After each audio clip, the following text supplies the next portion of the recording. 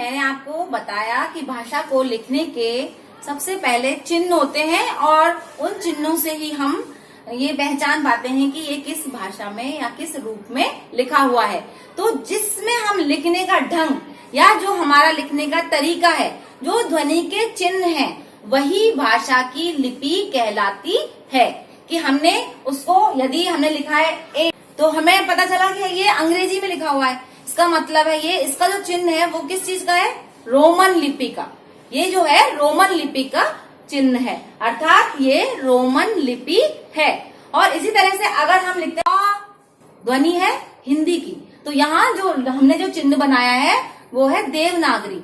और देवनागरी बहुत पुरानी लिपि है। जो भी अक्षर हमें हिंदी के अक्षरों से मिलते हैं, जो भी अक्षर हिंदी के अक्षरों से बनाए जाते हैं, वो देवनागरी लिपि के हैं। और जो अक्षर अंग्रेजी लिपि से यानी अंग्रेजी चिन्हों से बनाए जाते हैं, वे रोमन लिपि कहलाते हैं।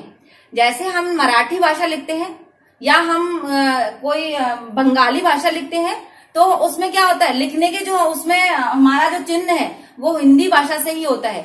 जैसे हमने मराठी में कहा पिण्याचे पाणी आहे, तो पिण्याचे पाणी आहे हमने कैसे पढ़ा उसे? हिंदी के वर्णों से, हिंदी के लिखने के तरीके से।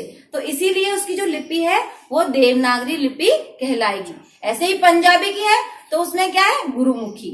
ऐसे ही फ्रेंच, जर्मन, वो सब हमें अंग्रेजी में मिलती है, लेकिन उसकी भाषा अलग हो सकती है, लेकिन जो लिखने का तरीका है उसका ABCD से ही होता है, अर्थात उसका जो लिपि है वो रोमन ही होती है।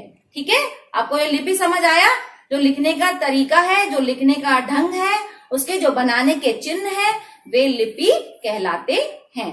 व्याकरण, अब हम इसी श्रृंखला में पढ़ेंगे व्याकरण। व्याकरण शब्द वी उपसर्ग, आ उपसर्ग और क्री धातु से बना है। इसका शाब्दिक अर्थ है विश्लेषण करना।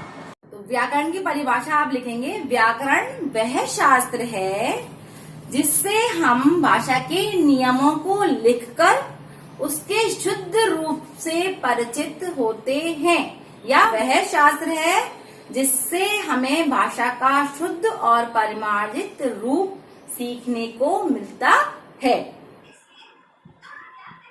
व्याकरण के 4 मुख्य अंग हैं: वर्ण विचार, शब्द विचार, पद विचार और वाक्य विचार।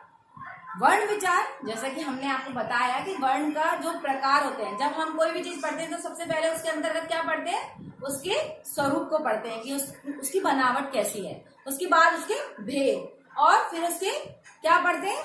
आकार, यानी उसको बनाया कैसे गया, फिर उसका उच्चारण और उसकी उत्पत्ति कहाँ से हुई, और उसका विश्लेषण किया जाता है। इसी में उसका विश्लेषण किया जाता है।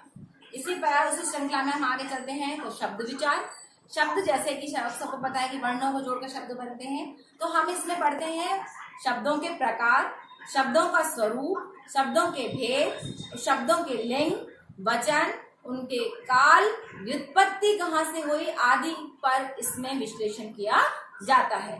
और अगला है पद विचार। पद विचार में हम उसमें उसके भेद, उसकी रचना आदि का अध्ययन करते हैं।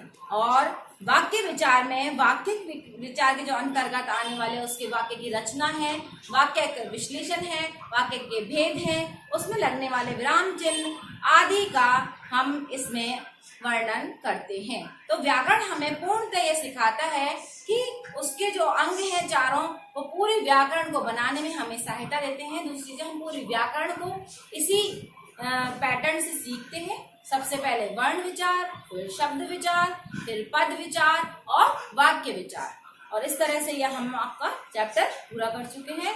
अब आप अपना जो मैंने आपको PDF भेजा है उसको आप पढ़ते रहिए, और जो होमवर्क दिया है उसको अच्छे से करते रहिए। जो चीज़ समझ में नहीं आए ऑनलाइन क्लासेस में आपको मैसेज के द्वारा मुझे बता दो। घर रहिए।